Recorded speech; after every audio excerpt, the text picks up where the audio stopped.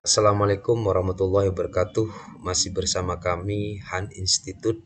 Pada kesempatan kali ini kami akan mensimulasikan bagaimana cara uji kualitas data yang dalam hal ini kami akan melakukan uji validitas dan reliabilitas instrumen dengan menggunakan SPSS. Baiklah, langsung saja untuk mempersingkat waktu. Tetapi sebelum kita melakukan uji kualitas data, sebaiknya kita pahami dulu konsep dari uji kualitas data itu sendiri. Uji kualitas data bertujuan untuk mengetahui seberapa besar tingkat konsistensi dan akurasi data yang dikumpulkan dari penggunaan instrumen penelitian. Uji kualitas data ada dua macam yang sering digunakan dalam penelitian. Yang pertama adalah uji validitas instrumen, yang kedua adalah uji reliabilitas instrumen. Uji validitas instrumen adalah menunjukkan sejauh mana suatu alat ukur mampu mengukur apa yang ingin diukur. Sedangkan uji reliabilitas instrumen bertujuan untuk mengetahui sejauh mana hasil pengukuran tetap konsisten apabila dilakukan pengukuran 2 kali atau lebih terhadap gejala yang sama dengan menggunakan alat pengukur yang sama pula. Di sini kami memiliki data penelitian dengan judul pengaruh dukungan sosial terhadap motivasi belajar siswa. Di sini ada dua variabel. Yang pertama adalah variabel dukungan sosial, variabel X, dan yang kedua adalah variabel motivasi belajar, variabel Y. Di sini ada 63 responden. Ada 63 responden. Untuk variabel dukungan sosial ada 16 pertanyaan. Kemudian untuk variabel motivasi belajar itu ada 10 pertanyaan. Di kolom total ini adalah hasil dari penjumlahan pertanyaan pertama sampai dengan pertanyaan ke-16. Hasilnya 64, 64, 80 dan seterusnya.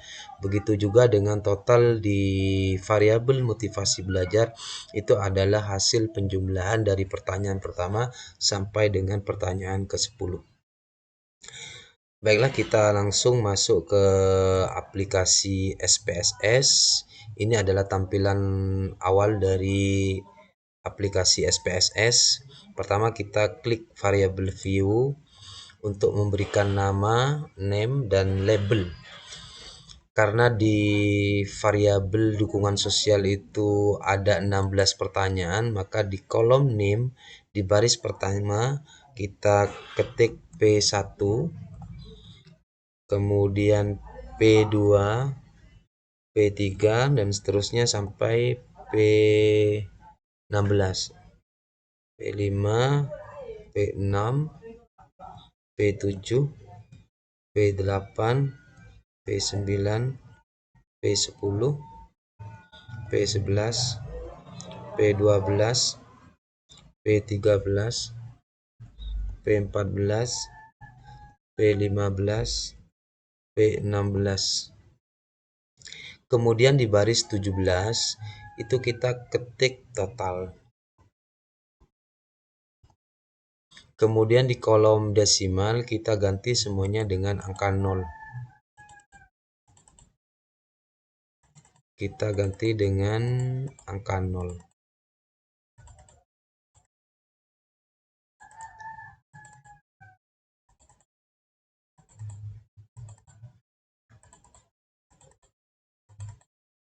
Kemudian di kolom label di baris pertama kita ketik jawaban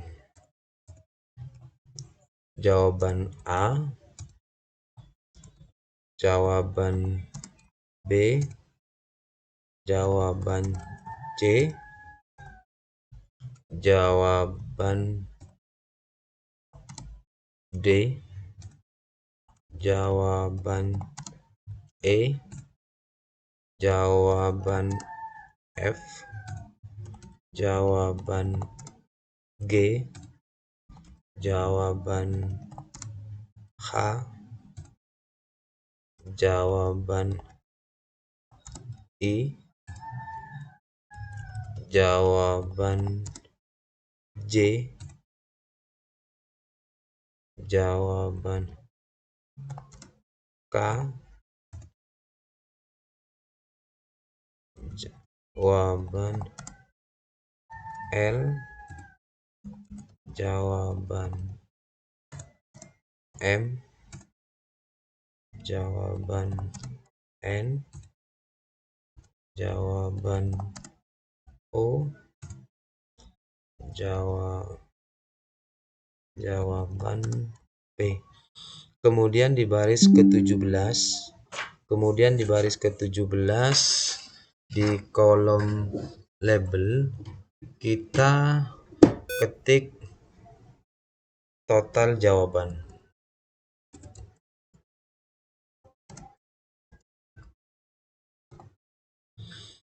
Setelah itu kita klik data view. Di sini sudah ada P1, P2 sampai P16 dan total. Setelah itu kita ke data kita copy untuk variabel dukungan sosial, kita copy sampai ke total ke 63 responden. Kita copy, kemudian kita paste di sini.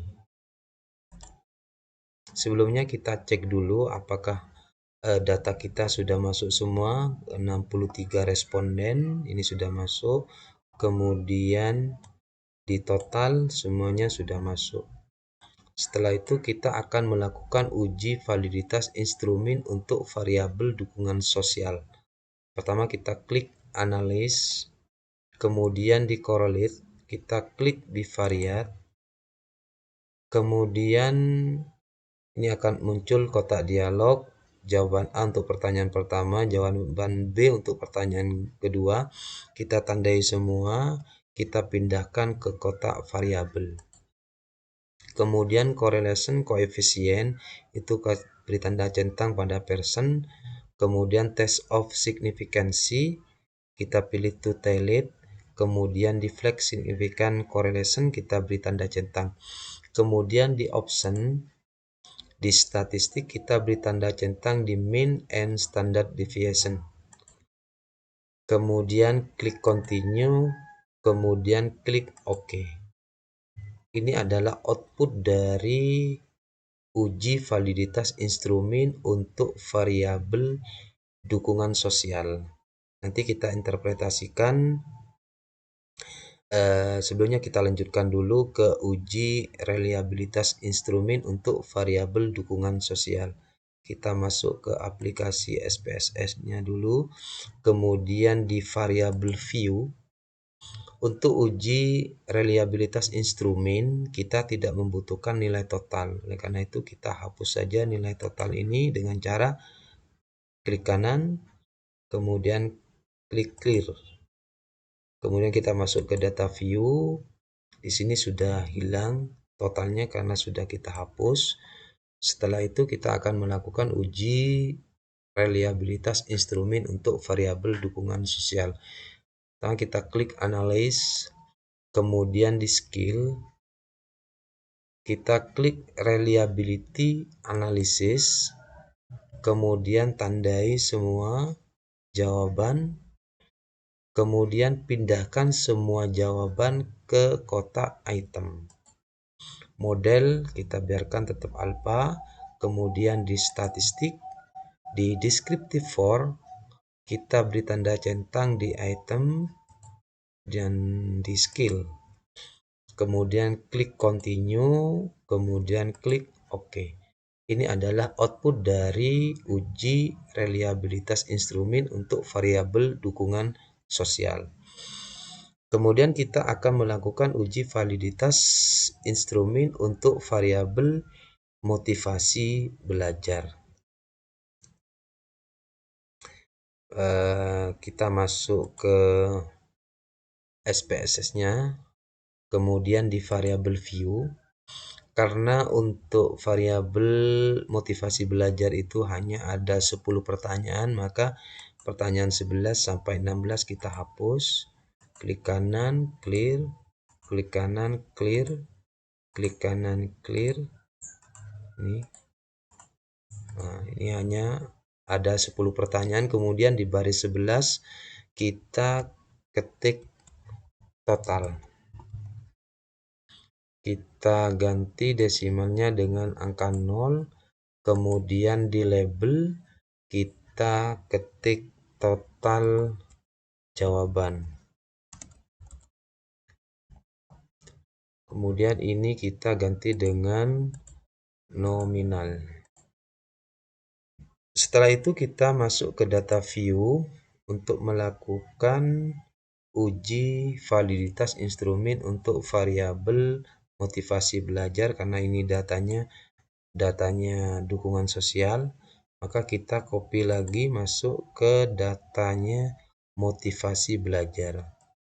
Kita copy ke total sampai ke 63 responden. Kita copy, kemudian kita paste di sini untuk menggantinya dengan data yang baru. Kita pastikan 63 responden datanya sudah masuk, kemudian totalnya sudah masuk. Kemudian kita lanjutkan ke uji validitas instrumen untuk variabel motivasi belajar. Kita klik analyze, kemudian di correlate kita klik bivariate, kita reset dulu, kita tandai semua, kemudian kita masukkan ke kotak variabel.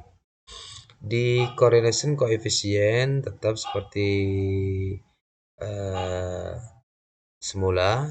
Kemudian di option, di statistik kita beri tanda centang di mean and standard deviation. Klik continue, kemudian klik OK. Ini adalah output dari uji validitas instrumen untuk variabel motivasi belajar. Kemudian kita lanjutkan ke uji reliabilitas instrumen untuk variabel motivasi belajar. Kita masuk ke variabel view. Seperti yang langkah-langkah sebelumnya, untuk uji reliabilitas instrumen itu kita tidak membutuhkan nilai total, maka kita hapus dulu, clear, kemudian kita masuk ke data view. Sekarang nilai totalnya sudah hilang karena sudah kita hapus. Kemudian kita akan melakukan uji reliabilitas instrumen untuk variabel motivasi belajar. Kita klik analyze, kemudian di skill kita klik reliability analysis, kita reset dulu, kemudian kita tandai semua dengan Ctrl A dan masukkan semua jawaban ke kotak item. Kemudian di statistik, di descriptive for kita beri tanda centang di item dan skill. Kemudian klik continue, kemudian klik OK. Ini adalah output dari uji reliabilitas instrumen untuk variabel motivasi belajar. Adapun dasar pengambilan keputusan untuk uji validitas instrumen, yaitu dengan melihat nilai signifikansinya. Jika nilai signifikansinya lebih kecil dari 0,05, maka instrumen yang digunakan dianggap valid. Jika nilai signifikansi lebih besar dari 0,05, maka instrumen penelitian yang digunakan dianggap tidak valid. Kita lihat dulu output dari variabel dukungan sosial. Kita melihatnya di total jawaban dengan melihat nilai signifikansi to tailed. Untuk pertanyaan pertama nilainya 0,000, untuk pertanyaan kedua 0,000, untuk pertanyaan ketiga 0,000. Di sini sudah saya copy Untuk variabel dukungan sosial ini ada 16 pertanyaan karena nilai signifikansinya semuanya 0,000 itu lebih kecil dari 0,05, maka instrumen untuk variabel dukungan sosial yang digunakan dianggap valid. Kemudian kita masuk ke variabel motivasi belajar. Tetap kita melihat di total jawaban dinilai signifikansi to Thailand. Untuk pertanyaan pertama 0,000, untuk pertanyaan kedua 0,000 dan seterusnya. Sini juga sudah saya copy. Untuk variabel motivasi belajar di sini ada 10 pertanyaan karena nilai signifikansinya semuanya 0,000 itu lebih kecil dari 0,05, maka instrumen untuk variabel motivasi belajar yang digunakan dianggap reliable, dianggap valid. Maksud saya dianggap valid. Kemudian untuk dasar pengambilan keputusan uji reliabilitas instrumen, yaitu dengan melihat nilai Cronbach alpha.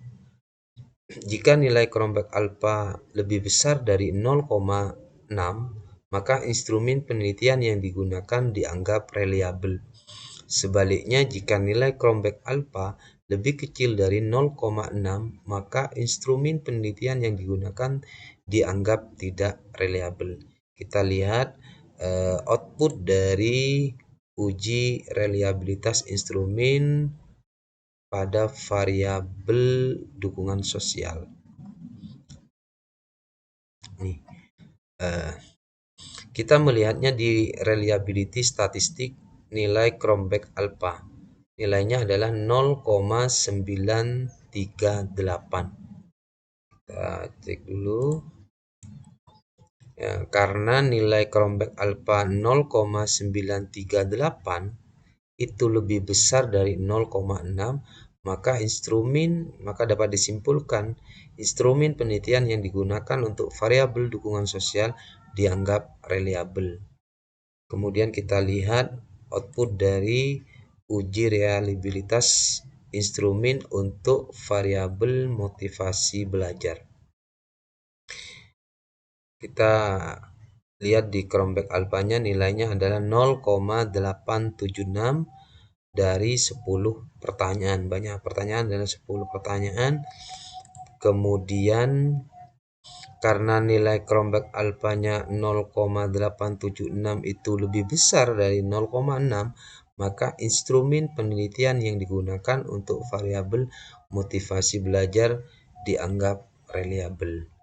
Itulah langkah-langkah untuk uji validitas instrumen dan uji reliabilitas instrumen. Mudah-mudahan video ini dapat bermanfaat khususnya bagi mahasiswa yang saat ini pembuatan skripsi di analisis datanya khususnya untuk penelitian kuantitatif. Kurang lebihnya saya mohon maaf. Wabillahi taufiq wal hidayah. Wassalamualaikum warahmatullahi wabarakatuh.